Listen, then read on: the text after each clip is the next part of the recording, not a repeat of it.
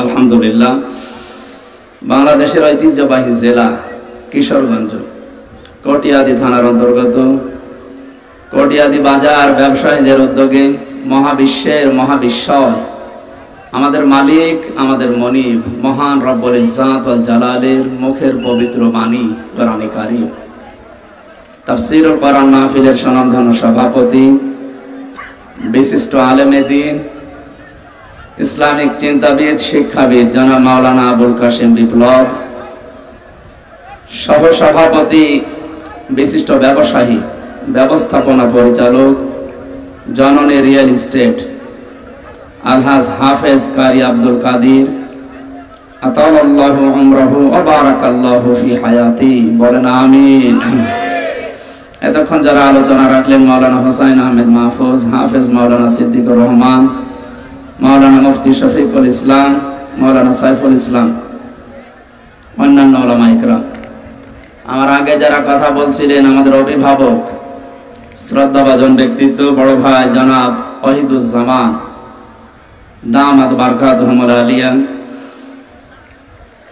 আমাদের পাশে আরেকজন বসে আছেন আপনাদের এ থানার অফিসার ইনচার্জ, আমাদের অভিভাবক, আমরা ওনাদেরকে অভিভাবক যেভাবে দায়িত্ব পালন করে ওইভাবে চাই। শ্রদ্ধাভাজন ব্যক্তিত্ব জনাব সরওয়ার হোসেন, মঞ্চে বসা সম্মানিত ব্যক্তিবর্গ, সামনে বসা মুসলমান ভাইরা, পর্দার আড়ালের সম্মানিতা মা এবং বোনেরা, প্রশাসনের ভাইরা, প্রাণ প্রিয় কিশোরগঞ্জবাসী, আল্লাহ দরবারে শুকরিয়া জানাচ্ছি যিনি কোরআনের জন্য আমাদের অন্তরকে এভাবে পাগল পারা বানিয়ে দিয়েছেন। আহলুল কোরআনি হুম আহলুল্লাহি ওয়া খাসাতুহু, কোরআনওয়ালা যারা, নবীজি জানিয়েছেন তারা আল্লাহর পরিবারভুক্ত লোক। সুবহানাল্লাহ। এ কথার লোড কত, ওজন কত আপনি টের পাচ্ছেন? আমার পরিবারের লোক যেমন আমার কাছে যেই রকম, আমি যেভাবে দেখি তাদেরকে, না ঠিক আছে, কোরআনওয়ালা লোক যারা, এই মানুষগুলোকে নবীজি তুলনা দিয়েছেন এরা আল্লাহর পরিবারের এবং খাস, জানি কোরআনের জন্য যারা পাগল হয়ে এ দিনের বেলা হাজারো কাজ বাদ দিয়ে এই ময়দানে আসার মন মানসিকতা এবং সুযোগ করে দিলেন, বলছে আলহামদুলিল্লাহ। দরুদ আর সালাম পড়ছি আমাদের নবী মুহাম্মদুর রাসূলুল্লাহ সাল্লাল্লাহু আলাইহি ওয়াসাল্লামের প্রতি। কোরআনে কারিমে আল্লাহ তাকে বিশেষ করে 7টা নামে ডাক দিয়েছেন, আরো নাম আছে, আমি প্রতিটি কথার ভেতর থেকে শিক্ষা বের করি, এই জন্য এই শব্দগুলো নিয়ে আসতেছি। আমরা শুধু শোনার জন্য এসেছি আর বলার জন্য বলে চলে যাচ্ছি, এই জন্য না, আমরা এখান থেকে কিছু নিয়ে বাড়ি যেতে চাই। অনেক শিক্ষিত মানুষ এখানে বসে আছেন, আমি চেষ্টা করব প্রত্যেকের খোরাকি দেওয়া। বিশ্ববিদ্যালয়ে যারা ক্লাস নিত দেখতাম, সামনে যারা আছে ওরা সব এক মানের, 80-82 জন ছাত্র ছাত্রী যারা সব এক মানের, কিন্তু এখানে তো আর ওই রকম না। এটাও একটা ক্লাস চলছে, ক্লাস হয় 45 মিনিট, আমরা আর একটু বেশি করে 1 ঘন্টা ক্লাস করব, কিন্তু এই ক্লাসের ছাত্রের মান তো এক একটার এক এক রকম। এখানে এমনও লোক আছে ইশারা দিলে বসে, আর একজন আছে একবার বললে বসে, এমনও মানুষ বসে আছে ওরে পিটাবেন তাও বসবে না।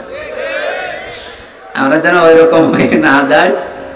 আপনারা কিশোরগঞ্জ এলাকার মানুষেরা এমনিতে রাষ্ট্রপতির এলাকার মানুষ, জ্ঞানী মানুষ আপনারা, আমরা ইশারা দেব কোরআনে কারিম দিয়ে, আমরা যেন আল্লাহর পক্ষ থেকে আজকের এই মাহফিলটা তিনি যেন হেদায়েতের জারিয়া বানিয়ে দেন, বলেন আমিন।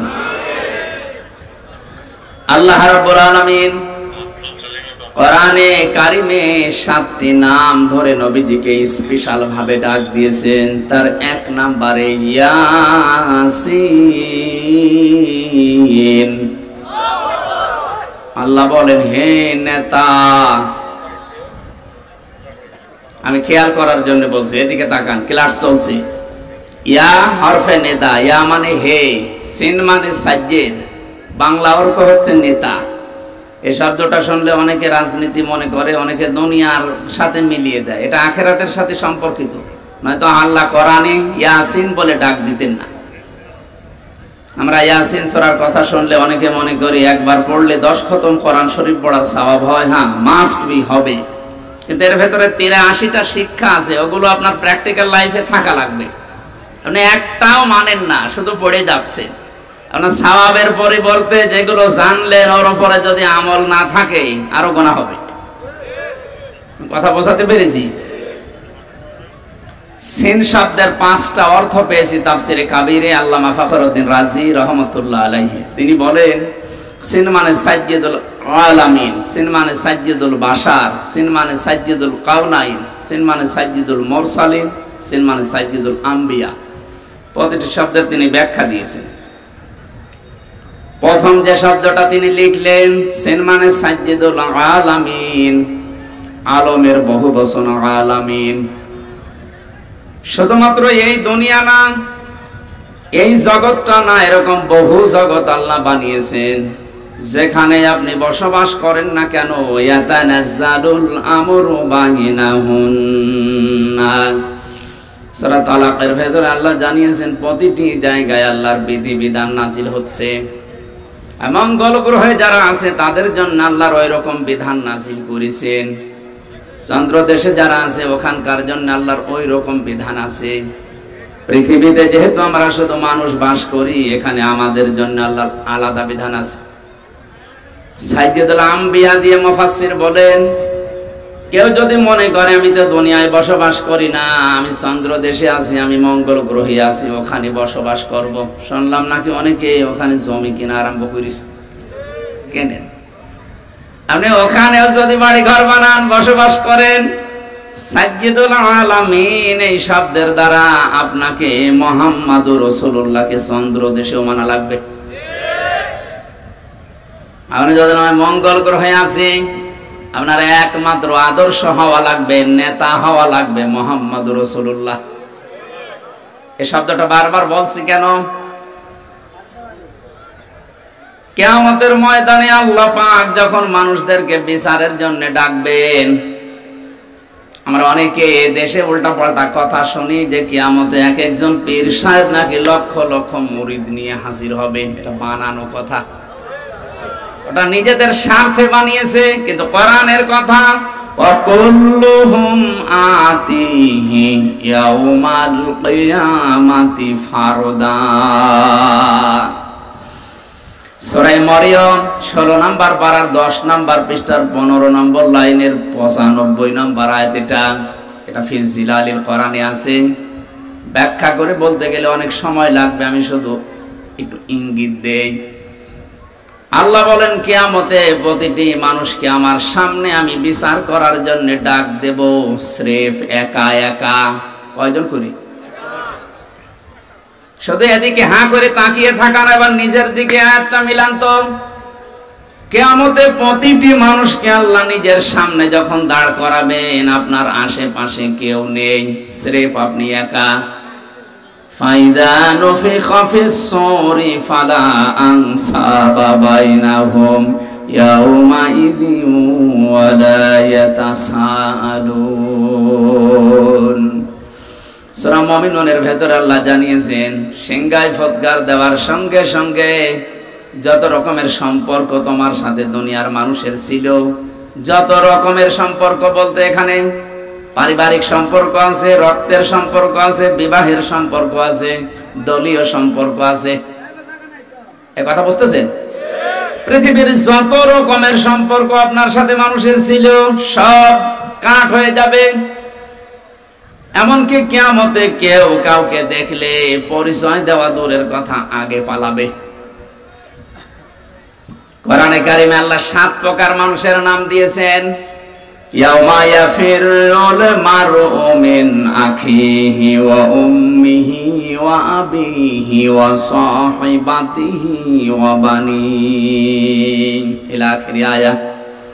আল্লাহ বলেন কিয়ামতে মানুষ দেখলেই সর্বপ্রথম পালাতে আরম্ভ করবে তার ভাইয়ের কাছ থেকে। প্রশ্ন আসতে পারে, পৃথিবীতে ভাইয়ের চাইতে আপনজন আছে মা, মায়ের নাম আল্লাহ কেন দিলেন না প্রথমে? জবাব দিয়েছেন মুফাসসিরিন ইকরামে ভাবে, পৃথিবীতে আপনি যদি অন্য কোনো জায়গায় গন্ডগোল করেন, যদি দোষ আপনারও থাকে, ভাইয়ের কাছে আসলে দেখবেন দোষ আপনার। এমন অনেক ভাই আছে নিজের ভাইয়ের দোষ জানার পরও প্রতিপক্ষকে মারার জন্য উদ্যোগ নেয়। আর ভরসা যেহেতু ভাইয়ের উপরে ছিল, এজন্য ভাইয়ের নামটা আগে দিয়েছেন। এফিরু এ শব্দের শাব্দিক অর্থ হচ্ছে মাজা তুলে দৌড় দেওয়া। সাপে তাড়লে মানুষ যেভাবে দৌড়ায়, বাঘে তাড়া দিলে যেভাবে দৌড়ায়, পুলিশ দেখলে যেভাবে দৌড়াতাম, এখন আর দৌড়ান থাকবে না। এখন ওনারা আমাদের বন্ধু। গত কয়েকদিন আগে যশোরের এসপি সাহেব ঘোষণা দিয়েছে, পুলিশের এই চাকরি আমি জান্নাতে যাওয়ার মাধ্যম হিসাবে গ্রহণ করেছি। ওনার এই কথাটাকে 100 ভাগ সাপোর্ট করছে যারা প্রশাসনে আছে। যদি এই নিয়ত নিয়ে কাজ করে, যতক্ষণ দায়িত্বে আছে, আমি যতটুকু খোঁজ খবর জানি, আমার দোলা ভাইও তো আছে, এদের যে ডিউটি কোনো শেষ নেই, 24 ঘন্টায় ডিউটি। তার পুরা 24 ঘন্টায় ইবাদত হবে যদি ওনার ওই মন নিয়ে কাজ করে। আল্লাহ প্রশাসনকে ওইভাবে পাল্টিয়ে যাওয়ার তৌফিক যেন দান করেন। কিছু দুষ্ট লোকের কারণে এই বিভাগটার উপরে আজ মানুষের ক্ষোভ। যাদের জন্য এই করুণ অবস্থা, তারা কিন্তু সব গর্তের ভেতরে পালিয়েছে। তারা তো দায় নিল না। হাজারো এই নিচের যারা আছে এখন কান্নাকাটি করে যে আমরা এখন করবো কি। আমার বাড়ির নিচতলায় একটা পুলিশ ছিল, ও যে কোথায় গেছে আল্লাহ মনে হয় জানে না, এত ভয়ে ছিল। 5 তারিখে বিকালে লোকজন এসে বলছে ওনারা বের করে দিন, মেরে ফেলবো। মেরে ফেললাম না, আমি নিচতলায় এসে নেমে দেখি যে না, আমার তালা মারা, কেউ নেই, সব আল্লাহ রাস্তায় চলে গেছে। এই অবস্থার সৃষ্টির জন্য যেই কয়টা মানুষ দায়ী, এই কয়টা মানুষের বিচার করা দরকার। সাধারণ যে মানুষগুলো যারা দায়িত্ব পালন করার জন্যই করছে, আল্লাহ রাব্বুল আলামিন প্রশাসনে এখন যারা আছে, আমার যশোরের এসপির কথা শোনার পরে মনটা ভরে গেছে যে আমি দায়িত্ব পালন করছি, এটাই আমার জান্নাতে যাওয়ার মাধ্যম। এই কথাটা কত উপরের কথা আপনি চিন্তা করেছেন? এখানে মানুষ যখন দৌড়ায় কোনো কিছু দেখলে খুব বেশি জোরে ফোর্সে মাজা তুলে দৌড় দেওয়া, বাংলায় পরে খেচ্ছে দৌড়। আল্লাহ বলেন এইভাবে দৌড়াবে। সর্বপ্রথম ভাইয়ের কাছ থেকে, মায়ের কাছ থেকে, বাবার কাছ থেকে, স্ত্রীর কাছ থেকে, সন্তানের কাছ থেকে, বন্ধুর কাছ থেকে, নেতার কাছ থেকে। এই যে যতগুলো মানুষের নাম সিরিয়ালে বললাম, মাথায় যদি মগজ থাকে ভাবেন তো দুনিয়ায় বিপদে পড়লে মানুষ এদের কাছে সিরিয়ালে আগে যায়। কথা বলেন ঠিক কিনা? আর কোরআন যেহেতু আমরা 100 ভাগ বিশ্বাস করি, কোরআন জানাচ্ছে যে আগে পালাবে। এখান থেকে একটা সূক্ষ্ম তথ্য আপনাদেরকে দিতে চাই, যদিও এই সমস্ত জেলাতে এগুলো একটু কম আছে, ময়মনসিংহ বিভাগে একটু বেশি। আপনারা ওই বিভাগে পড়েননি। অনেক মানুষ বিশ্বাস হয় ওদের এই কথা মতো করে আছে যে কোনো চিন্তা নেই, যা করি করি, বাবা আছে। আপনার বাবা আছে, পালাবে, দৌড়াবে। সূরা আবাসের আয়াতগুলো তার প্রমাণ যে কতগুলো মানুষের নাম আল্লাহ সিরিয়ালে দিলেন। কি বলে আপনার বিবেকে? ভাই যদি পালিয়ে যায়, মা যদি যায়, আমার মনে হয় পীর সাহেব বলবে আল্লাহ আমি পীরই ছিলাম না। কিসের পীর? পরিচয় দিলে এখন আমি নিজে ধরা খাবো। নিজে বলবে আমি এগুলো কিছু ছিলাম না, আমি পালালাম। যত রকমের সম্পর্ক আল্লাহ বলেন আনসাব, নসবের বহু বচন, সব সম্পর্ক শেষ। এ চোখ বন্ধ হলে সবকিছু থেকে আপনি মুক্ত। কিয়ামতের ওই কঠিন ময়দানটা যখন আল্লাহ আপনাকে ডাক দেবে, সামনে যদি কেউ দাঁড়িয়েও থাকে, চিনতে পারলে বলবেন এই তো আমার ম্যাডাম তামান্না। ও বলবে না, আমি আপনাকে চিনি না। আমি হাসির খোরাকি দেওয়ার জন্য বলছি, এটা বাস্তব আসতেছে আমাদের সামনে। এবার নিজেকে একটু দাঁড় করিয়ে দেখেন তো, আপনার এই 60 বছর, 50 বছর, 45 বছর, আমার এখন 32 বছর, এই বয়সটা আমি যা করেছি, সত্যি যদি আমি এখন আল্লাহর সামনে দাঁড়াই, যা করে গেলাম এটা কি জবাব দেওয়ার মতো কায়দায় আছে? না, নেই। আমার তো 32 বছর না। মাঝে মাঝে মনে হয় আল্লাহ তুমি যদি বলো হামজা 2024 সালের আগস্ট মাসের 31 তারিখ পর্যন্ত তোরে মাফ করে দিলাম, শুধু সেপ্টেম্বরের 1, 2, 3 এই 3টা দিনের জবাব দিয়ে জান্নাতে চলে যায়। আমার যা জীবনে 3 দিনের জবাব দেওয়া সম্ভব না। আপনি পারবেন না? আপনি পারবেন।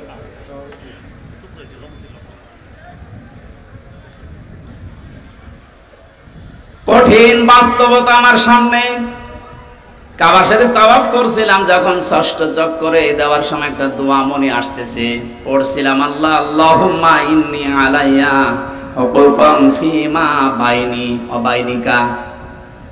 কাবা সামনে নিয়ে বলা হচ্ছে, মাবুদ আমি তোমার গোলাম, তুমি আমার মালিক, তুমি আমাকে গোলাম হিসাবে সেই নেই থেকে শুরু করে হামজা বানিয়েছো। আমি কিন্তু উল্লেখ করার মতো কিছু ছিলাম না, একেবারে নেই থেকে শুরু করে আজ হামজা পর্যন্ত তুমি বানিয়েছো। হ্যাঁ, আমার মা বাবা শুধু বিছানায় ছিল, এতটুকুই শেষ, বাকি কিছু করার ক্ষমতা তাদের নেই। বিজ্ঞান জানিয়েছে বাবার স্ফলিঙ্গ দিয়ে দ্রুত গতিতে পানিটা যখন বের হয়ে মায়ের রেহেমের ভেতরে যায়, 40টা দিনে মহান আল্লাহ এটাকে 4টা ভাগে ভাগ করেন। ফালিয়ানজুরিল ইনসানু মিম্মা খুলিকা মিম্মা দাফিকিন ইয়াখরুজু মিন বাইনিস সুলবি ওয়াত তারাইব। আলেম যারা আছেন একটু খেয়াল করেন তো, আল্লাহ বলেন মানুষকে নজর করে না তার জন্মের দিকে। আল্লাহ এমন একটা জায়গায় হাত দিয়েছেন, দুর্বল একটা জায়গা। মানুষকে যদি কেউ ঘায়েল করতে চায়, ছোট করতে চায়, মুখ বন্ধ করে দিতে চায়, সে যেন তার দুর্বল জায়গায় হাত দেয়। আল্লাহ দিয়েছেন এমন একটা জায়গায় হাত দিয়েছেন, আপনি উস বিষ করার মতো ক্ষমতা পাবেন না। কে নিয়ে এত লাফালাফি করো তুমি? আমাকে বানিয়েছি কি দিয়ে? দেখো যে পানিটা বাবার শরীর থেকে বের হলেই বাবার শরীর পর্যন্ত নাপাক হয়ে যায়, যেখানে লাগে ওই জায়গাটাও নাপাক হয়ে যায়। কথা বলে না কেন? এটা দিয়ে তোমারে আমি বানালাম। এই যে সলবন এবং তারাইব দিয়েছেন আল্লাহ। আরবি ভাষায় সলবন এক বচন, তারাইব বহু বচন। বাবার লজ্জাস্থানকে সলবন বলা হয়, মায়ের লজ্জাস্থানকে তারাইব বলা হয়। বাবার ক্ষেত্রে আল্লাহ এক বচন দিলেন, মায়ের ক্ষেত্রে বহু বচন দিলেন কেন? এই আয়াতের ব্যাখ্যায় আমি দেখেছি মুফাসসির লিখেছেন, পৃথিবীর ময়দানে মায়ের চাইতে বাবার কষ্ট 3 ভাগ কম হয়। বাবা শুধু বিছানায় থাকা পর্যন্ত, এখান থেকে শুরু করে দুনিয়ার মুখ দেখানো যত দায়িত্ব পালন করেছে আপনার মা। কোরআনে কারীম জানাচ্ছে, হামালাতুহু উম্মুহু ওয়াহানান আলা ওয়াহানি ওয়া ফিসালুহু ফি আমাইনি আনিশকুর লিল্লাহ ইলা আখির আয়াত। কষ্টের পরে কষ্ট সহ্য করে মা তোমাকে পেটে বহন করেছিল 10 মাস 10 দিন। এরপরে ডেলিভারির যে কষ্টটা, বিজ্ঞান এই শব্দটা নিয়ে গবেষণা চালিয়ে দেখেছে। আমরা যত পুরুষ এখানে বসে আছি, যত শক্তিশালী পুরুষ হোক, মোহাম্মদ আলী কিলে নাম শোনেননি?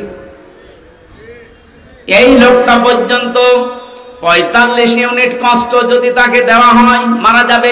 এর বাইরে আর সহ্য করার ক্ষমতা পুরুষদের শরীরে আল্লাহ দেয়নি। বিজ্ঞান জানাচ্ছে একটা মা যখন সন্তান দুনিয়াতে মুখ দেখাতে ডেলিভারির কষ্টটা সহ্য করে, কমপক্ষে তার কষ্ট হয় 57 ইউনিট। একবারে শরীরের 24টা হাড় ভেঙে গেলে যেমন কষ্ট হয়, আমার এই মুখটা দুনিয়াতে দেখাতে মায়ের ওই কষ্ট হয়েছিল। শুধু এতটুকুই শেষ করেননি, 2 বছর পর্যন্ত আমার মা আমাকে দুধ খাওয়িয়েছেন। এই 3টা বিষয়ের কারণে আল্লাহ পাক জন্মের ক্ষেত্রে যেখানে দিয়েছেন সেখানে বহু বছর মায়ের তারাইব। পৃথিবীর মানুষরা এই যে আনিশকুর লিল্লাহ এই শব্দের ব্যাখ্যা পড়তে গিয়ে একটা আশ্চর্য বিষয় আমার কাছে এসেছে। আল্লাহ যেখানে তার নিয়ামতের শুকরিয়া আদায় করো, শুকরিয়া আদায় করো এই কথা দিয়েছেন, পুরা কোরআনে দেখবেন ওই জায়গার পরে আল্লাহ মা বাবার শুকরিয়া আদায় করো এই শব্দটা লাগিয়েছেন। আব্দুল্লাহ ইবনে মাসউদ রাদিয়াল্লাহু তাআলা আনহু থেকে বর্ণিত একটা হাদিস পেয়েছি, আয়াতের ব্যাখ্যায় তাফসিরে হাক্কানিতে পাবেন। তিনি লিখেছেন, পৃথিবীতে কেউ যদি আল্লাহর নিয়ামত পাওয়ার পরে শুকরিয়া আদায় করে কিন্তু মা বাবার শুকরগুজারি করে না, ও যেন আল্লাহকেও মানে না।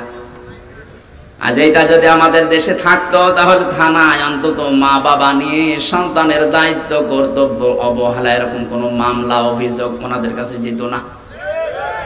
আশা করছি একটা খুব ভালোভাবে চেষ্টা করবেন মানার। এটা গুরুত্বপূর্ণ এত বেশি, কিয়ামতে একটা প্রাচীর আল্লাহ বানিয়ে রাখবেন। এই যে প্রাচীর দেওয়া আছে, এখানে আল্লাহ কিছু মানুষকে দাঁড় করাবেন। ওই যে যারা দাঁড়িয়ে আছে মনে করেন ওইভাবে দাঁড়িয়ে থাকবে, ওইদিকে জান্নাত এইদিকে জাহান্নাম, ওদেরকে আল্লাহ জান্নাতে দেবে না। নবীজি বললেন ওদেরকে আল্লাহ জান্নাতে না দিয়ে দাঁড় করিয়ে রাখবে আরাফ নামক এই প্রাচীরের উপরে, জান্নাত জাহান্নামের মাঝে। সাহাবীরা বলে, হুজুর জান্নাতে দেবে না কেন? বলে মানুষগুলো দুনিয়াতে ইবাদত বন্দেগী করেছিল কিন্তু মা বাবার হক আদায় করেনি, এই জন্য জান্নাতে দিচ্ছে না। জাহান্নামে দিচ্ছে না কেন? বিশ্ব নবী বলেন জাহান্নামে দেয় না আল্লাহ এই কারণে, এই মানুষগুলো পৃথিবীর ময়দানে আর যাই করুক না কেন দিন কায়েম করা লাগবে, এই চেষ্টা সাধনায় লিপ্ত থাকতো। সূরা সাফের 10 নম্বর আয়াতের তাফসিরে আছে, পৃথিবীতে যারা আল্লাহর দিন কায়েম করা লাগবে এই টেন্ডেন্সি নিয়ে চলে, কায়েম যদি হয় ভালো, না হলে অসুবিধা নেই, কিন্তু এই চেষ্টা করার কারণে আল্লাহ একামতে দিন কায়েম করা এটা ফরজ, এই কারণে আল্লাহ তাদেরকে জাহান্নামে দেবে না। জাহান্নামে না দিলেও তো জান্নাতে দিচ্ছি না যাদের কারণে, যে বিষয়টা যদিও ছোট মনে হচ্ছে এটা কিন্তু অনেক বড় বিষয় আমাদের জন্য। আজকে থেকে সিদ্ধান্ত নেওয়া লাগবে পৃথিবীর কোন দিন যেন মা বাবার সাথে বিয়াদবি করা, তাদের সাথে তাদের হক নষ্ট করা আমার দ্বারা না হয়। যতই নামাজ রোজা করে পাগড়ি বেঁধে তসবিহ হাতে নিয়ে 24 ঘন্টা জিকির করি না কেন, মা বাবার হক যারা আদায় করেন না, আপনি ওই প্রাচীরে দাঁড়িয়ে থাকবেন, জান্নাতে যেতে পারবেন না। আমি যে নেই থেকে শুরু করেছিলাম, এ পানিটা মায়ের রেহেমের ভেতরে যাবার পরে আধুনিক বিজ্ঞান যারা কোরআনে কারিমের আয়াতের তাফসীর বের করেছেন আমি দেখেছি, ওনারা বলেন যে এই মায়ের পানিটা বাবার পানিটা একসাথে মিলে 340-এর পরে 4টা জিনিস তৈরি হয়, চুল, রগ, হাড় আর পর্দা। রক্ত, গোশত, চর্বি আর চামড়া, 4-8টা জিনিস এক হয়।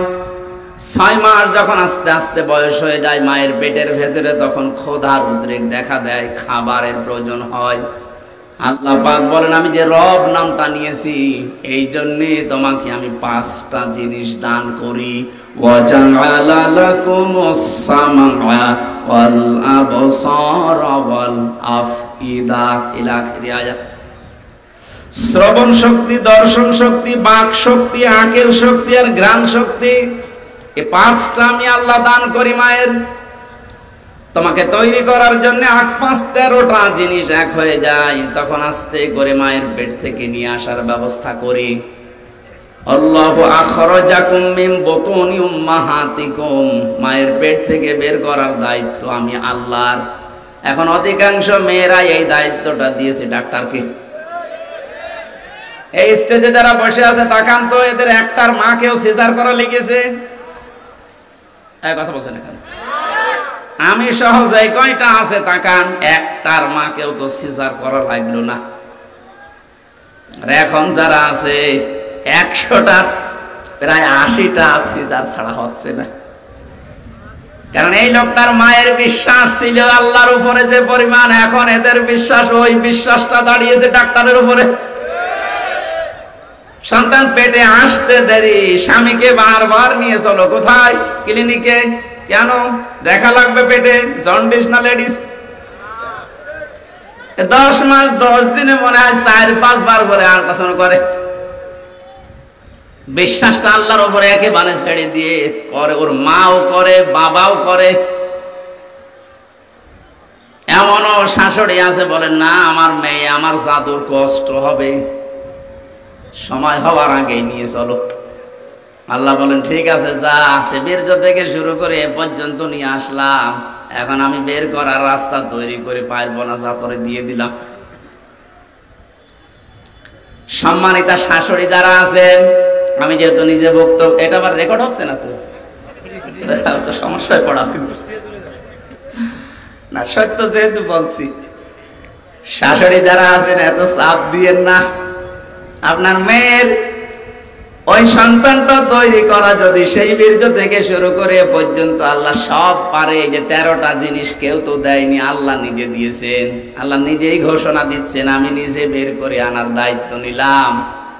অথচ স্বামীও অনেকে চায় যে আমার স্ত্রীর সন্তানটা নরমালে হোক, শুধু শাশুড়ির কারণে অনেকে পারে না।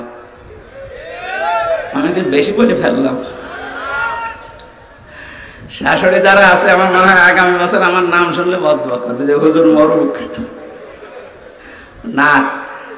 আপনি সিজার করে আপনার মেয়েটাকে সংসার করার অনুপযোগী করে দিয়েছেন, আপনি হয়তো টের পাচ্ছেন না, বাস্তবতা বোঝেন। কিছুদিন পরে আপনার এই জামাই, যখন মেয়ের জামাই অন্য জায়গায় একটু ওকি ঝুঁকি মারবে, লাইন করবে, তখন আপনি বরদোয়া দেবেন। আপনি তো নষ্ট করে দিয়েছেন।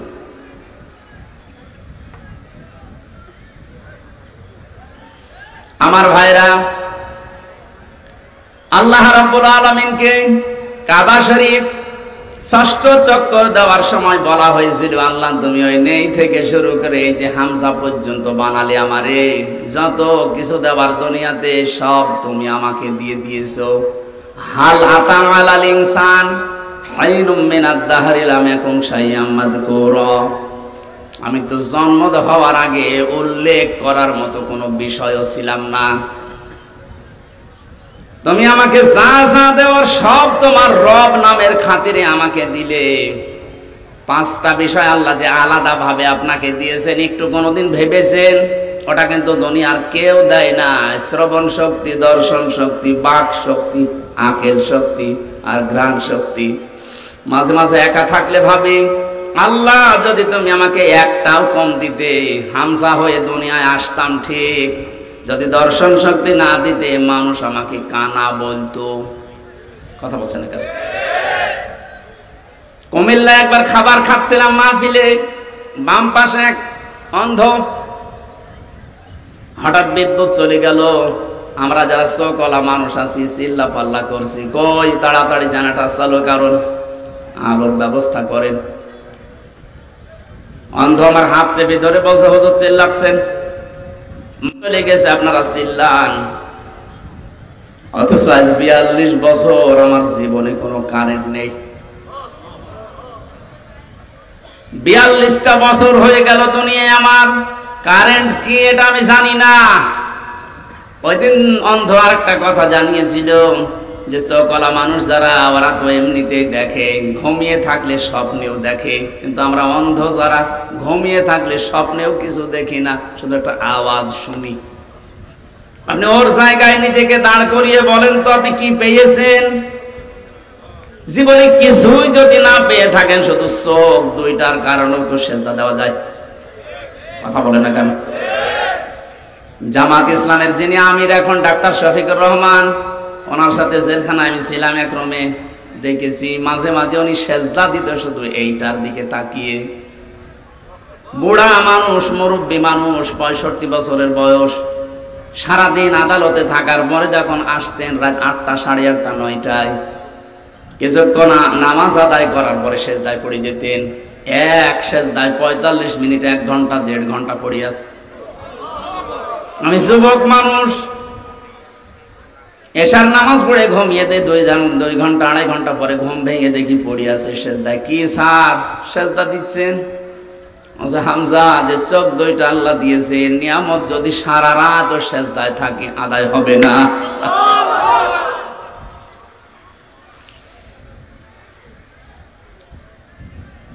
এই জন্য নিজেকে 5টা জিনিসের সামনে মাঝে মাঝে একটু দাঁড় করায়। আল্লাহ পাক যে নিজের দায়িত্ব নিয়ে আমাকে দিলেন, একটাও যদি ওটি কম দিতেন, আপনি নিজের দিকে ভাবিয়ে বলেন, উনি আজ টিয়নো হয়ে ওসি হয়ে বসে আছে, অন্ধ হলে দায়িত্ব দিত সরকার? বলেন, যদি শ্রবণ শক্তি না দিত, মানুষ কালা বলে ডাকতো আমাদের। এখানে কাবা ঘর তাওয়াফ করার সময় ষষ্ঠ চক্কর, এটা আল্লাহকে বলা হচ্ছে, মাবুদ আমাকে তুমি নেই থেকে পর্যন্ত সব দিলে, কিন্তু তুমি তো আমার মালিক, তুমি তো কিছু পাও আমার কাছে বান্দা হিসাবে, আমি গোলাম হিসাবে তোমারে কিচ্ছু দিতে পারি নাই। তবে একটা জিনিস আমার কাছে আছে, আমি তোমার বান্দা, তোমার নাম যে গফফার, এই কারণে তুমি আমারে মাফ করে দাও। কিয়ামতের ময়দানে এই জন্য আল্লাহ যেহেতু প্রথমে আপনাকে স্রেফ একা ডাকবে, আমি তো 2-3 দিনের হিসাবে মিলাতে পারলাম না, কেউ পারবেন না, এই জন্য আপনি দাঁড়াবেন। কিয়ামতের বিচার ব্যবস্থায় যে 3টা সিস্টেম চালু হবে, আল্লাহ যদি কারো জন্য ন্যায় বিচার করে, কেউ জান্নাত পাবে না। প্রশ্ন আসতে পারে, ন্যায় বিচার যদি না হয় তাহলে কি অবিচার হবে না? আল্লাহর বিচারে কোনো অবিচার নেই। কি কথা বলেন না কেন? আল্লাহর বিচারের সিস্টেমে কোনো অবিচার বলেন বলেন। ন্যায় বিচার করলে আমরা কেউ আল্লাহর বানানো জান্নাতে যেতে পারবো না। তাহলে যাবো কি করে? একটা উপায় আছে, আল্লাহ যদি মাফ করে দেয় তাহলে। যেহেতু আপনাকে একা ডাকবে, নিজের সামনে দাঁড় করিয়ে, মাতাজালু কদামা বানি আদম আব্দি ইয়াউমাল কিয়ামাতি হাত্তা ইসআলান খামসিন আন উমরিহি ফিমা আফনা ওয়া আন শাবাবিহি ফিমা আবলা ওয়া আন মালিহি মিন আইনা ইকতাসাবাহু ওয়া ফিমা আনফাকাহু ওয়া আন ইলমিহি মাযা আমিলা ফিহি। মুত্তাফাকুন আলাইহি। ও কিশোরগঞ্জবাসী, আমি আমার ইমান থেকে কথা বলছি, নিজের দিকে মিলানি হাদিসটা। নবীজি বলেন, প্রতিটি মানুষকে আল্লাহ নিজের সামনে একা একা দাঁড় করিয়ে 5টা জিনিস জিজ্ঞাসা করবে। 1 নম্বরে বলবে, তোরে আমি একটা হায়াত দিয়েছিলাম 60, 70, 80 বছরের, কি করে কাটালি বলতো? আপনি ভাবেন তো, যে বয়সে আসেন, এখনই যদি আল্লাহর সামনে প্রথম প্রশ্নের জবাব আপনি কি এখনো জোগাড় করতে পেরেছেন? না, পারি নাই আমরা। 2 নম্বরে জিজ্ঞাসা করবে, ওয়ান শাবাবিহি ফিমা আবলা, একটা যৌবন দিয়েছিলাম, যৌবনটা কি করে কাটালি বল। আমাদের যৌবন যেভাবে কাটছে, আমি তো দেখতে পাচ্ছি কোরআনের চোখ লাগিয়ে, যে আমরা অধিকাংশ মানুষ দাঁড়িয়ে থাকবো স্রেফ, কিছুই বলার ক্ষমতা আমাদের থাকবে না। 3 নম্বরে বলা হবে, কিভাবে সম্পদ উপার্জন করেছিলে বল। কালকে কোর্টে হাজী সেলিমকে তুলেছিল, যেভাবে মানুষ গালাগালি করছে, ঘৃণা করছে, থুতু মারছে, ডিম মারছে, যা করেছে কালকে ওনার সাথে, উনি যদি স্বাভাবিক জীবন যাপন করতে, যে যতটুকু সম্পদ হলে একটা মানুষের চলে ওইভাবে চলতো, উনি যা করেছে, আমার মনে হয় উনি একা না, 1000 বছরও যদি হায়াত পায়, যা করে রেখেছে ঢাকার বুকে, 1000 বছর হায়াত পেলেও সম্পদ পোড়াবে না। অথচ বয়স এখন যা হয়েছে, যদি কালকে মারা যায়, কি করলো বলেন? যে পুলিশগুলো আমার সাথে পেছনে পেছনে যাচ্ছিল, বলছো হুজুর, আমাদের মতো বেতন পেয়ে হালাল রুজি উপার্জন করে যদি এই লোকটা এত সম্পদ কামাতে হতো, তো কিয়ামত হয়ে গেল, এ সম্পদের মালিক হওয়া সম্ভব ছিল না। আসলে বাস্তবতা এই, আপনি কি করে এত টাকার মালিক হন? আপনি বলেন তো, কি করে এত টাকার মালিক হওয়া যায় 15 বছরে?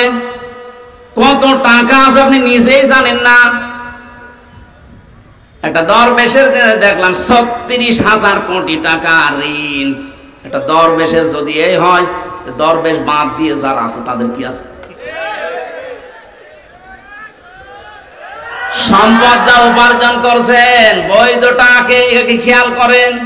একটা মানুষের চলতে কত টাকা লাগে। এই যে কিছুক্ষণ আগে আমরা সবাই খাবার খেয়ে আসলাম, যে বাড়িতে হয়তো কম বেশি সবাই খেয়েছি পেট পুরেই।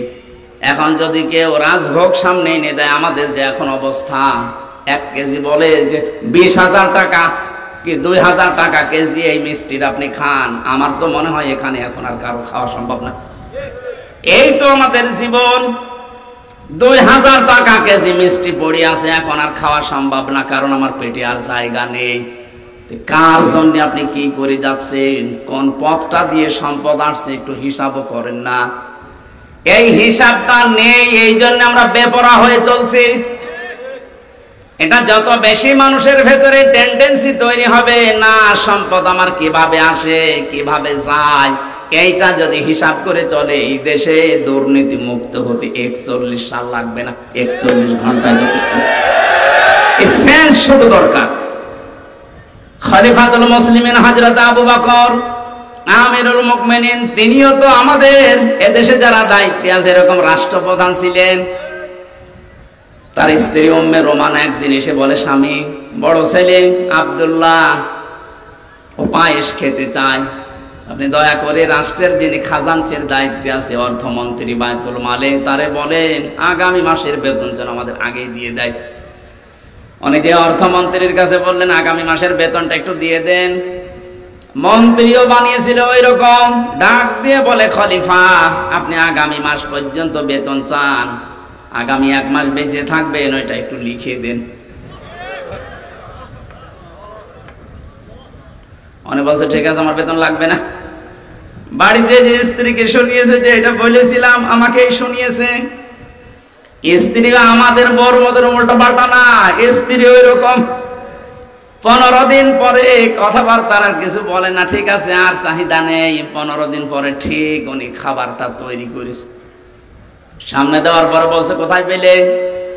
স্ত্রী বলছে, স্বামী আপনি ভুল বুঝবেন না, আপনাকে আমি বলেছিলাম আপনি পারেননি, অপারগতা দেখিয়েছেন, আমি জেনে শুনে একটা কাজ করেছিলাম। ওই দিন থেকে 15 দিনে প্রতিদিন 1 মুঠ করে চাল, গম, আটা যাই বলেন তুলে রাখতাম।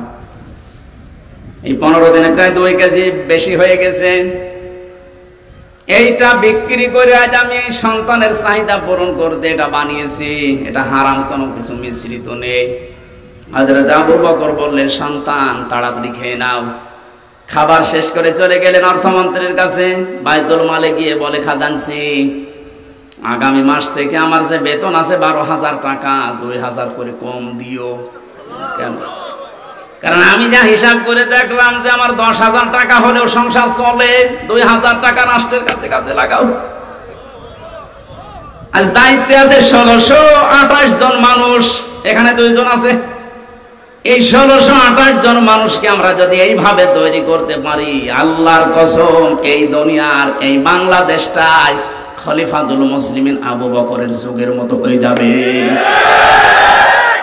আমরা চাই আল্লাহ এনাদেরকে ওইভাবে যেন তৈরি করেন, আখিরাতের ভয়, জাহান্নামের ভয় অন্তরের ভেতরে 100 ভাগ পয়দা করে দিক।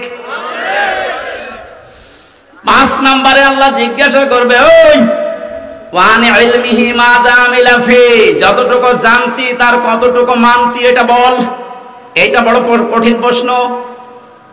এখানে কে জানে না ঘুষ খাওয়া নিষেধ?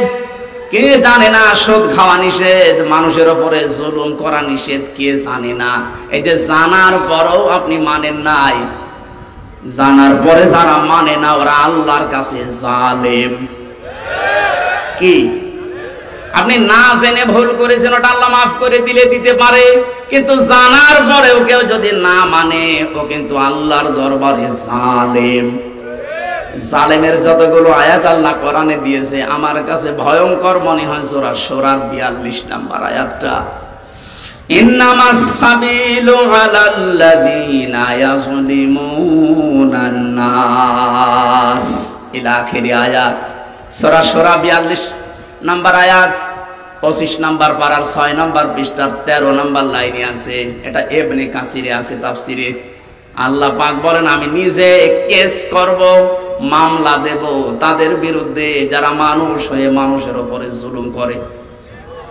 এই আয়াতটা পড়ার পরে আমার মনে হয় বাংলাদেশে আমরা হাজারো মানুষ আল্লাহর মামলার আসামি। পুলিশের কাছে এখন বাধা দিয়ে দেখেন, কালকেই মামলা পাবেন, পুলিশ বাদী কেস হবে। কথা বলছেন এখানে যারা মানুষ হয়ে মানুষের উপরে এতদিন জুলুম করেছেন, এখনো করছেন, এখনো জুলুম বন্ধ হয়নি, এখনো জুলুম চলছে। এটা বিনা কারণে 5 তারিখের পর থেকে বিনা কারণে যাদের বাড়ি ঘরে আগুন লাগিয়েছেন, যারা দোষ করে নাই, যাদের ব্যবসা প্রতিষ্ঠান ভাঙচুর করেছেন, আত্মসাৎ করেছেন তাদের সম্পদ, এটাও জুলুম। এটা জুলুম না? এই জুলুমগুলো যারা করেছেন আপনি কিন্তু সরোয়ার সাহেবের আসামি হবেন না, হামজার আসামি না, আপনি আল্লাহর মামলার আসামি। বাদী যত বড় হয় কেস কিন্তু তত ঝামেলা। আমার বাদী যদি কোনো সলিমুদ্দি হইতো 3 বছর আমার ছেলে থাকা লাগতো না। বাদী যে দোষর আসরে রাষ্ট্র ছিল, এই জন্য 32 বার মামলা ওঠার পরও জামিন হয়নি। অথচ গতকালকে আমার সব মামলা বিচারক ঢিসমিস করে দিয়েছে। উনি তো ছিল 3 বছর, দিতে পারে নাই, হাত বাঁধা, উপরের নির্দেশ আসা লাগবে। যারা নির্দেশ দেবে তারা যেহেতু এখন নেই, উনি এখন ফ্রি। মামলা হইলো, এর কোনো মাল ম্যাটারেস নেই, যা সব ফেলে আমরা একেবারে সব খালাস করে দিয়েছি। লোকটা তো একই 5 তারিখের আগ পর্যন্ত ওই মামলা ছিল। আমি হাজিরাও দিয়ে গেলাম 5 তারিখের আগে। মাত্র এই কয়েকদিনের ভেতরে পুরা উল্টিয়ে বসে। কি আমি মনে করলাম, প্রশ্ন করি, স্যার আপনি তো এখানে ছিলেন, মাল ম্যাটারেস কিছু নেই এর ভেতরে, আপনি এর আগে দেখেননি?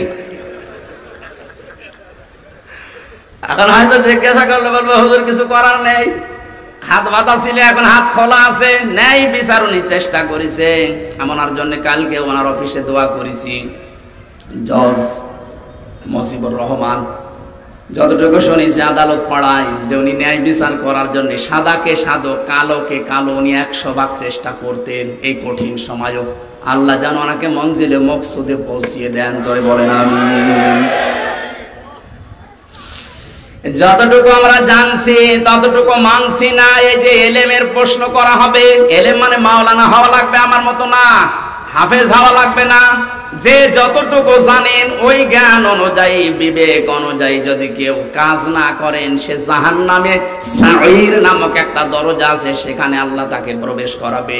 ওয়াকালু লাউ কুন্না নাসমাউ আও নাকিলু মা কুন্না ফি আসহাবিস সাঈর। সূরা মুলকের 10 নম্বর আয়াত।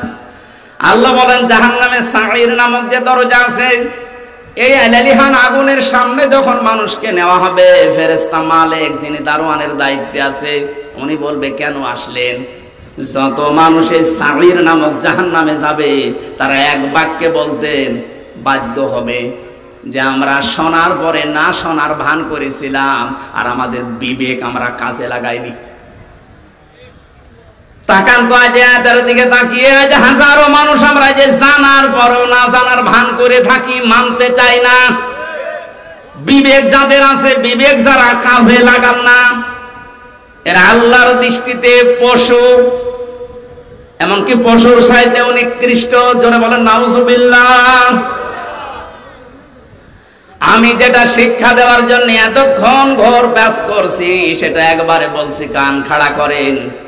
পৃথিবীর যেখানেই যান না কেন, আপনাকে মুহাম্মদ রাসূলুল্লাহকে নেতা মানা লাগবে। কারণ কিয়ামতের সর্বপ্রথম একা একা ডাকার পরে দ্বিতীয় সিস্টেমে এবার আর আল্লাহ আপনাকে একা ডাকবেন না। এই একটু খেয়াল করেন, প্রথম বিচারের ধাপ শেষ, দ্বিতীয় ধাপে আল্লাহ আপনাকে ডাকবেন এবার একা একা না। ইয়াউমা নাদউ কুল্লা উনাসিম বিইমামিহিম। আল্লাহ পাক বলেন,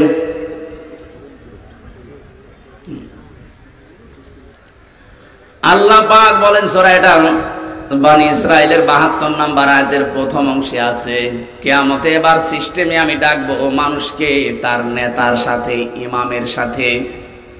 ও কিশোরগঞ্জবাসী, এটা আখিরাতের সম্পর্কিত, এই জন্য আমি বিষয়টা ক্লিয়ার করছি। কিয়ামতে আল্লাহ মানুষকে দ্বিতীয় ধাপে ডাকবেন একা একা না নেতার সাথে? আগে নেতা, এরপরে কর্মী। আপনার বিবেককে এবার জিজ্ঞাসা করেন তো, যে নেতাকে আপনি মেনে চলেন, এ যদি কিয়ামতে আল্লাহর সামনে দাঁড়ায় আর আপনি তার পেছনে, ওর যা চরিত্র, ওর যা সরাত সিরাত, ওরে দেখে আল্লাহ মাফ করবে বলে মনে হয়? বলছেন না, ও তো ধরা খাবে। আপনি কি ইয়ার কি মারেন? আপনি এখনই বলছেন না, আমি যাকে মেনে চলি, যার পেছনে থাকি, কিয়ামতে ওর সামনে যদি আমি থাকি আল্লাহ ওরে দেখে মাফ করবেন, আপনি নিজেই বলছেন, তাহলে আপনি ধরা খাবেন না? এই জন্যই যদি ইয়াসিন পড়ে শেষ করে দিলে হচ্ছে না, এটা মানা লাগবে। বিশ্ব নবী বাদ দিয়ে অন্য কেউ যেন আপনার আদর্শ মরণ পর্যন্ত আর না হয়, এটা খেয়াল রাখবেন। কারণ নবীজি যদি সামনে দাঁড়ায় ওই দিন, আপনি পেছনে থাকলে আপনাকে দেখা লাগবে না, বিশ্ব নবীকে দেখে আল্লাহ মাফ করে দেবে। ইয়াসিনের যত শব্দর ব্যাখ্যা আছে সব বলতে 33টা পেয়েছিলাম আমি, এত বলতে গেলে সময় চলে যাবে। আমরা 2টা আয়াত কোরআন থেকে পড়েছিলাম, এক আয়াতের কিছু কথা তাফসীর আকারে বলছি। সূরা জুমা থেকে পড়েছি একটা আয়াত। কি সূরা জুমা? জুমা মানে এক জায়গায় হওয়া, একত্রিত হওয়া। আমরা যেহেতু 7 দিন পর পরে মুসলিমদের একটা অনুষ্ঠান আছে জুমার নামাজ, ওখানে এক জায়গায় হই। নামাজ পড়ার পরে আপনার কাজ কি? ইসলামে তো শুধু ইবাদত হিসাবে শুধু নামাজই না, নামাজ যখন শেষ হয়ে যাবে তখন আপনি আর মসজিদে বসে থাকতে পারবেন না। বাংলাদেশে বহু জায়গায় সিস্টেমটা আছে, নামাজের পরে অনেকেই মসজিদের ফ্যান টাঙিয়ে আরামে বসে গল্প করছে। না, কোরআনে কারীম জানাচ্ছে ফাইদা কুদিয়াতিস সালাতু ফান্তাশিরু ফিল আরদি ওয়াবতাগু মিন ফাদলিল্লাহ। নামাজ যখন শেষ হয়ে যাবে মসজিদে আর থাকা যাবে না, ছড়িয়ে যান, ছিটিয়ে পড়েন। যেখানে যার কর্মজীবন আছে ওখানে হালাল রুজি উপার্জন করার জন্য চেষ্টা চালান। আমার কর্মজীবন দিনের এই ময়দানে, আমার একটা ব্যবসা আছে, ওখানে আমি যে শ্রম দেব ওইটাও নামাজের মতো ইবাদত। ওনার কাজ অফিসে, ওনার কাজ থানায়। নামাজ শেষ করার পরে থানায় যদি 8টা ঘন্টা বসে ডিউটি করে, ওই 8 ঘন্টা নফল নামাজের সওয়াব আল্লাহ ওনার আমল নামায় লিখে দেবে। এখানে নামাজের সময় মাস্ট বি, মুসলিম যারা নামাজ পড়তেই হবে, এর কোনো বাদ দেওয়ার সিস্টেম তো নেই। অনেকে চেয়ারে নামাজ পড়েন, মাসলা বলছে একটা, আপনি যদি দাঁড়িয়ে নামাজ পড়তে না পারেন বসে পড়বেন, বসে যদি না পারেন শুয়ে পড়বেন।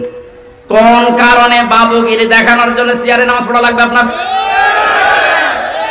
এই এলাকায় হয়তো সিস্টেম নেই, এটা কুষ্টিয়ায় আছে। আমার মনে হয় এই মাসলা বলা ঠিক হইল না। ঠিক আছে না, আপনি কোন কারণে বসেছেন? সব কাজ আপনি বাইরে করে বেড়াচ্ছেন, আর এখানে এসে আপনার যে সিস্টেম না, এটা যায় না আপনার সাথে। আপনি যদি অপারগ হয়ে থাকেন, বস দাঁড়িয়ে নামাজ পড়তে পারছেন, আপনি বসে পড়েন। কথা বুঝতেছেন? বসেও আপনি পারেন, আপনি শুয়ে শুয়ে ইশারা করেন যে আমি এখন রুকু যাচ্ছি, এখন সেজদা করছি। যদি এইটাও না পড়েন, অজ্ঞান হয়ে গেছেন, আপনার নামাজ মাফ। এমনকি মেয়েদের যখন দুনিয়ায় সন্তান আসে, প্রথম যে পানিটা দেখা যায়, এই অবস্থায় যদি সন্তানের মাথা বের হয়ে যায়, বিশ্ব নবী বলেন তোলার ভেতরে ছেলেটার মাথাকে বিছিয়ে দিয়ে মহিলাকে বলো নামাজ পড়তে। এত বড় গুরুত্বপূর্ণ একটা বিধান, যদিও নামাজের এই বিধানটা আমাদের দেশে এখন রাষ্ট্রীয়ভাবে কায়েম নেই, এই জন্য ওয়াজ করা লাগছে। যদি রাষ্ট্রীয়ভাবে কায়েম হয়ে যায় তখন আর নামাজের ওয়াজ এই দেশে করা লাগবে না।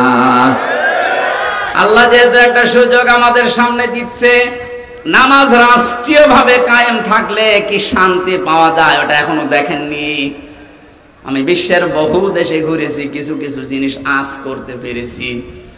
কোরআনে কারিমের বিধানটা যেন আল্লাহ আমাদের চর্ম চোখে দেখায় যে নামাজ রাষ্ট্রীয়ভাবে দেশে কায়েম হয়ে গেছে। বলেন আমিন। আর এটা কায়েম করবে ফেরেশতারা? কথা বলে দেখেন, যারা ওই জায়গায় বিলটা পাস করবে এরকম মানুষকে আল্লাহ যেন দায়িত্ব দেন। তাহলে নামাজ শেষ করবেন কেন?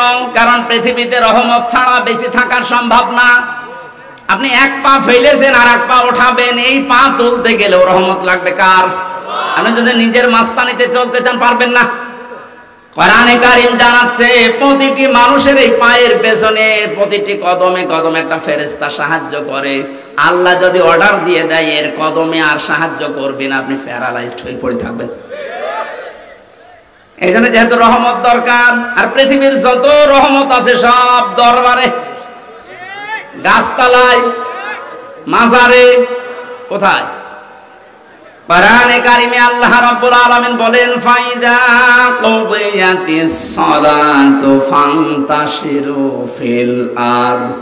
নামাজ যখন শেষ হয়ে যায়, এই আয়াতের ব্যাখ্যা করতে গিয়ে আমি ইবনে কাসিরে পড়তে পড়তে পেয়েছি যে তোমাদের জীবনে রহমত দরকার। দুনিয়ার কোন জায়গায় এত রহমত নেই যত রহমত আল্লাহ তার ঘর মসজিদে রেখেছেন। এখানে প্রবেশ করার প্রথমেই মানুষকে বলা লাগে কি, আল্লাহুম্মা আফতাহলি আবওয়াবা রহমাতিকা, হে আল্লাহ আমি তোমার রহমতের জন্য এসেছি, যত দরজা আছে একটানা আবওয়াব সব দরজা খুলে দাও। তাহলে মসজিদের জন্য রহমতের জন্য কোন জায়গা? আরো জোরে। এটা পাওয়ার জন্য মসজিদে যাবেন তো?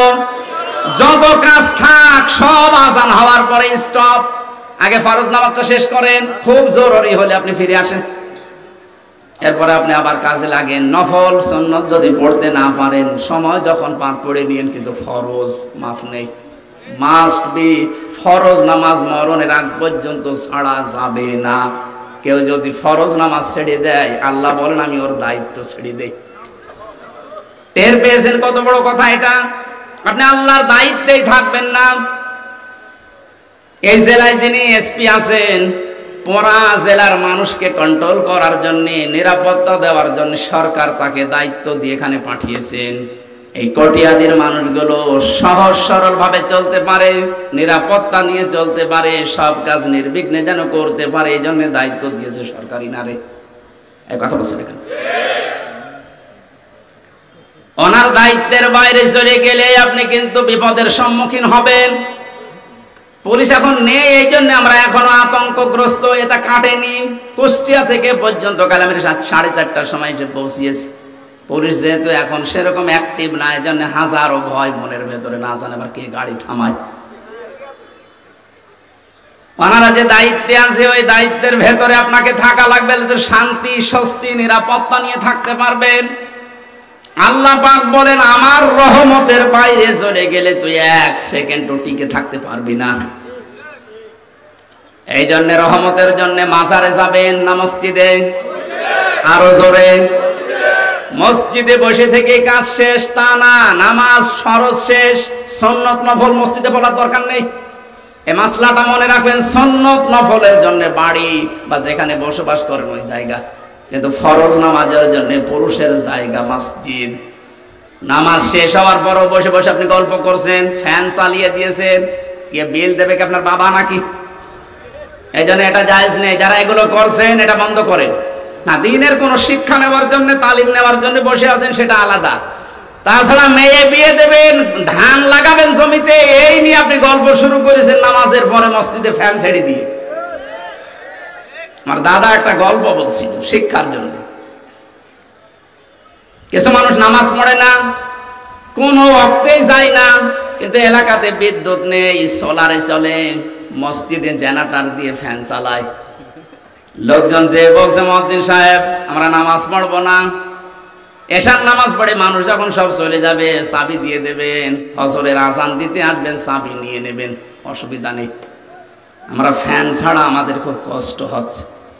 মুয়াজ্জিন বলছে এমনি এমনি দেব, ঠিক আছে, মাসে আপনাকে গোপনে আমরা 4 জন মিলে 2000 টাকা দেব, ঠিক আছে।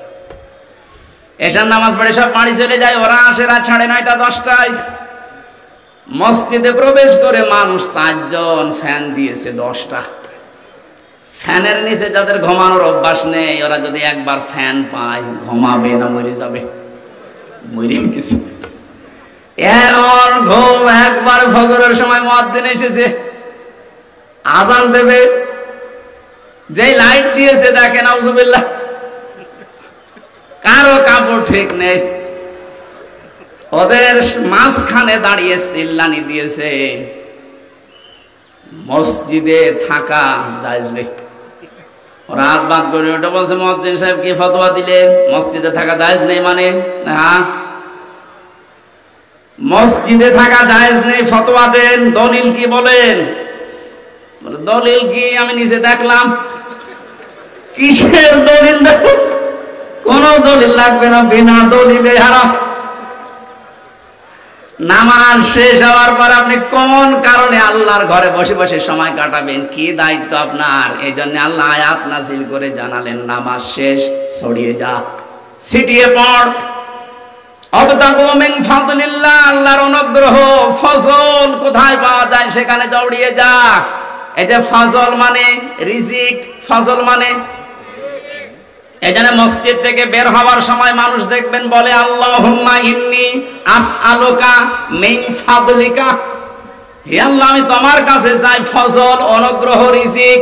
কিন্তু শব্দের দিকে খেয়াল করলে যেটা দেখা যাচ্ছে, আল্লাহ কিন্তু নামাজের আগে ওয়াজকুরুল্লাহ দেননি, যে নামাজ পড়তে গেলে আল্লাহর জিকির বেশি বেশি কর নেই। তো কর্মজীবনে যে, বাস্তব জীবনে যে, প্র্যাকটিক্যাল লাইফে যেন আপনি আল্লাহর জিকির, আল্লাহর স্মরণ মসজিদের চাইতেও বেশি করেন। এই জন্য ওয়াজকুরুল্লাহ কাসীরা দিয়েছেন। আয়াতের এই দ্বিতীয় অংশটুকু আমাদের দেশে আজ 100 ভাগ কায়েম করা লাগবে। মসজিদে গেলে মানুষ আল্লাহকে কম বেশি ডাকে বা ডাকবে, এটা স্বাভাবিক। কিন্তু কর্মজীবনে যে অধিকাংশ মানুষ আমরা ভুলে যাই। কুষ্টিয়ার বড় বাজারে একবার তেল কিনতে গিয়ে একবার দেখি একটা লোক তেল মেপে দিচ্ছে, আর ওই যে কি দিয়ে মেপে দিত, কোটা দিয়ে, প্রত্যেকটা একটু করে কম দেয়। কিছু বললাম না। ওই লোকটা যখন চলে গেল, কাজে গিয়ে বললাম, মুরব্বি মাথায় টুপি দিয়ে আপনি একই কাজ করলেন, এ কাজ করা আপনার ঠিক হয়েছে? কিছু কথা বলার পরে আমারে ধমক দিয়ে বলছে, বেশি বোঝো। টুপিটা খুলে ফেলে দিল, পকেট থেকে একটা সাদা টুপি বের করে বলছে, এটা আমার নামাজ পড়া টুপি, আর এটা তেল বেচা টুপি। বলেন তো কোথায় আছে? আমি শুধু হাসির জন্য বলছি না, বাস্তবতা এইটাই।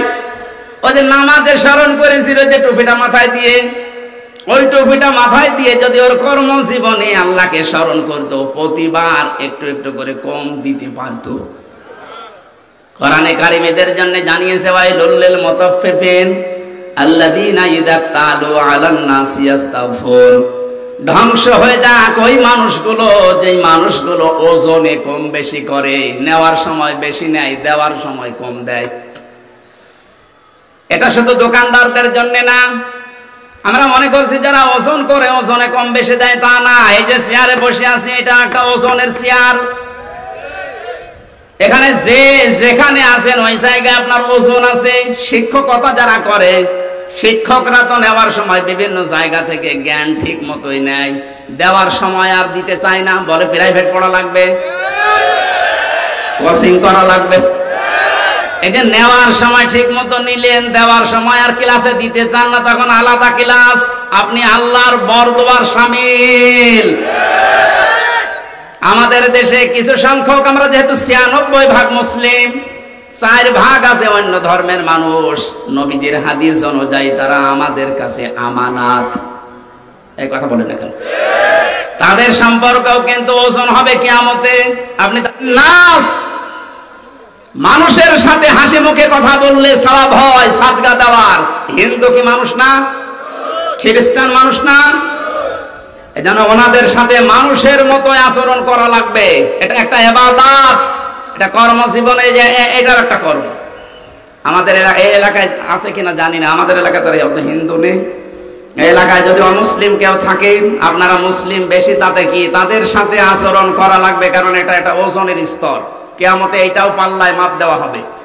এমন কোন কাজ যেন আমরা না করি যে এই কারণে আবার ধরা খেয়ে যাচ্ছে। বিশ্বনবী জানিয়েছেন, কোন এলাকায় যদি অমুসলিমরা থাকে, তারা তোমাদের কাছে আমানত। ওদের উপর যদি অত্যাচার করো বিনা কারণে, কিয়ামতে আমি নবী তোর বিরুদ্ধে মামলা দায়ের করব, ওর পক্ষ নিয়ে। এজন্য এলাকায় যদি এরকম কিছু করে থাকেন, নামাজ পড়ছেন, রোজা রাখেন, পাগড়ি মাথায় দিয়ে আসেন, কিন্তু ওদের অধিকারগুলো আপনি নষ্ট করেন, ওদেরকে ভীতি সন্তুষ্ট হয়ে রাখেন না, কিয়ামতে আপনি নবীর মামলার আসামি হবেন। নবী শেষ পর্যন্ত ওই হিন্দু লোকটার পক্ষ নিয়ে, ওই খ্রিস্টানের পক্ষ নিয়ে আপনার বিরুদ্ধে দাঁড়াবে। নবী যদি আমার বিরুদ্ধে দাঁড়ায়, আল্লাহ মাফ করে দেবে। এই বিবেকটুকু কাজে লাগে না। কখনো ওদের অধিকারগুলো যেন নষ্ট না হয়। ওদের পূজা প্রবণ যা আছে পাহারা দিয়ে করানো লাগবে। যদি ওদের ইবাদতে কোনো বিঘ্ন হয়, আপনি দায়ী থাকবেন কিয়ামতে। আল্লাহ আমাদের বুঝ দান করুন, বলেন আমিন। আযকুরুল্লাহ, এর জিকির বলতে শুধুমাত্র সুবহানাল্লাহ সুবহানাল্লাহ না, যেখানে যে বিধান আছে আল্লাহর, ওই বিধানটা ওখানে পালন করে দেখানোর নাম হচ্ছে জিকির। ওসি সাহেবের জিকির কি? ওনার সামনে একজন মানুষকে ধরে কনস্টেবল পিটাচ্ছে, ওনার কিছু বলাও লাগবে না। উনি যদি চেহারাটা নিয়ে সামনে দাঁড়িয়ে বলে ওই বেটা কি করিস, এমনি বেঁচে যাবে। তাহলে ওই জায়গায় ওনার জিকির কি? ওখানে যে খালি ওনার চেহারাটা দেখানো, এই বেটা কোন কারণে এর উপর অত্যাচার করিস, এটা ওনার জিকির। এটা ওনার কি? ওনার এই সুবহানাল্লাহ সুবহানাল্লাহ করার দরকার নেই, ওর চেহারাটাই জিকির। যে যে পর্যায়ে আছেন তার নিচে যারা আছে তাদের প্রতি দায়িত্ব পালন করা আল্লাহর জিকির। আল্লাহ এই জিকির গুলো বেশি বেশি করার কথায় আয়াতে জানিয়েছেন, যদি তোমরা করতে পারো লাআল্লাকুম তুফলিহুন, আশা করা যায় তোমরা সফল হবে। তুফলিহুন শব্দের ব্যাখ্যা আধুনিক ভাবে মুফাসসিরিন ইকরাম করেছেন, এই যে স্মার্ট বলি আমরা, স্মার্ট বলি না, ডিজিটাল বলি আমরা, এই শব্দগুলোর বাংলা অর্থ এটা দাঁড়ায়। এই জন্য আমরা যদি ডিজিটাল, স্মার্ট আরো যা আছে এগুলো যদি উপহার দিতে চাই শান্তি, শান্তি, নিরাপত্তার বাংলাদেশ, এই আল্লাহর জিকির, আল্লাহর আইন, আল্লাহর স্মরণগুলো খুব বেশি বেশি করা লাগবে আমাদের প্র্যাকটিক্যাল লাইফে। আল্লাহ আমাদের তৌফিক দিন, বলেন আমিন। মা বোন যারা এসেছেন, আপনাদের জান্নাতে যাওয়ার জন্য বিশ্বনবী মাত্র 4টা কাজ দিয়েছিলেন। 5 ওয়াক্ত ফরজ নামাজ পড়া, রোজা রমজানে রাখা, নিজের শরীরকে পর্দায় রাখা, বিশেষ করে 14 জন পুরুষ থেকে 14টা পুরুষ বাদ দিয়ে বাকি কোন পুরুষের সামনে গেলে মুখমণ্ডল, হাতের কবজি, পায়ের পাতা বাদ দিয়ে পুরা শরীর আপনাকে ঢেকে রাখা লাগবে। 4 নম্বরে স্বামী যাদের আছে তাদের জায়েজ কথাগুলো শুনে আপনি তাকে খুশি রাখবেন। জান্নাতের 8টা দরজা আপনার জন্য খোলা থাকবে, যে কোনো দরজা দিয়ে আপনি প্রবেশ করতে পারবেন। আল্লাহ আমাদের তৌফিক দিন। আমি পারিবারিক জীবন নিয়ে জেলখানায় বসে বসে কিছু বই লিখেছিলাম, তার ভেতরে একটা এনেছি, ওইটা মেয়েদেরকে নিয়ে যেয়ে দেবেন। গাড়ি কোথায় আছে আমি জানি না, যেখানে আছে নিয়ে অবশ্যই আপনার মেয়েকে, মাকে, স্ত্রীকে পড়াবেন। পারিবারিক জীবনে আশা করছি অনেক কিছু ফিরে আসবে। হায়েদ অবস্থায় স্ত্রীকে 3 তালাক দিয়েছে, হুজুর এখন মাসলা, সংসার করার মাসলা কি? তালাকের মাসলা একা একা দেওয়া লাগবে, অনেক কিছু পড়া লাগবে এবং বলা লাগবে, আন্দাজে এক ফতোয়া দিলে হচ্ছে না। আল্লাহুম্মা আমিন। লা ইলাহা ইল্লা আনতা সুবহানাকা ইন্নী কুনতু মিনাজ জালিমিন। একটু মোনাজাত করেন ভাই। আর দোয়া মুখ্যল ইবাদত, দোয়া ইবাদতের মগজ। একটু হাত তোলেন, মাথা নিচু করে জীবনের অপরাধগুলো স্মরণ করেন। আশা করছি কোরআনের ইজ্জতে আজকে আমাদের জীবনের অপরাধ আল্লাহ মাফ করে ওই জায়গাটা, ফাঁকা জায়গা নেকি দিয়ে ভরাট করে দেবে ইনশাআল্লাহ। রব্বানা আতিনা ফিদ দুনিয়া হাসানা ওয়া ফিল আখিরাতি হাসানা ওয়া কিনা আযাবান নার। রব্বুল আলামিন, কিশোরগঞ্জের কটিয়াদি এই ময়দানের দিকে তাকাও। দিনের বেলা হাজারো কাজ ছিল আমাদের, সব কাজ বাদ দিয়ে কোরআন শোনার জন্য, বোঝার জন্য